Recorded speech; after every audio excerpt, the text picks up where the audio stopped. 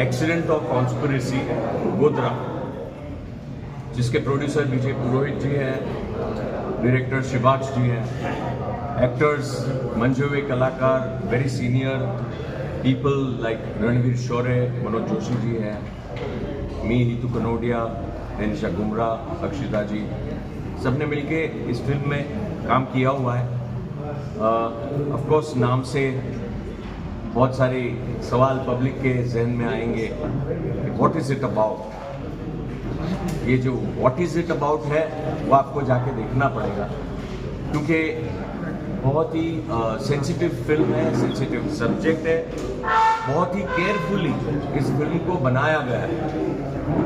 All over India 19 जुलाई 2024 को release हो रही है, बेहतरीन म्यूजिक के साथ।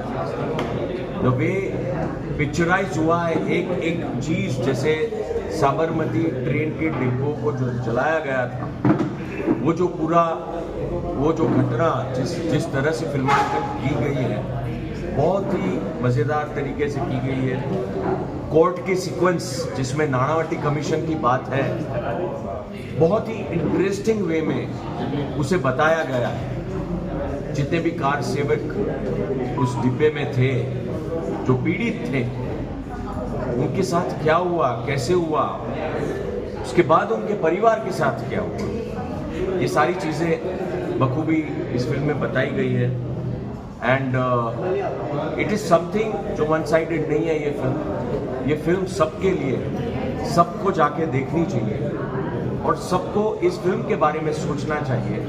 एंड इस स्टोरी को प्रॉपरली आप समझोगे तो शायद आप अपने आप को सवाल पूछ के आप ही जज बन सकते हो कि whatever happened was right और रॉन्ग,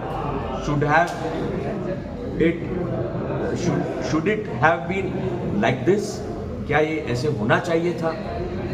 उसके बाद का जो भी घटना हुई वो भी बहुत दुखद थी, लेकिन क्या इस तरह से होना चाहिए था, ये एक बहुत ही बड़ा सवाल है जो हम लोग ने इस फिल्म के अंदर बताने की कोशिश की है।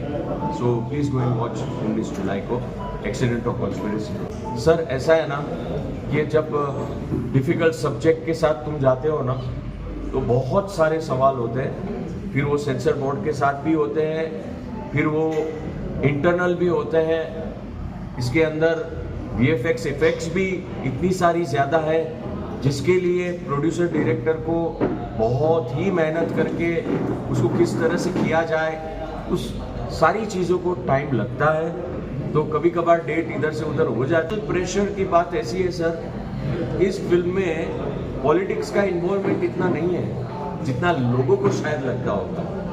ये फिल्म लोगों के लिए बनाई है, it's people's film, so please watch it.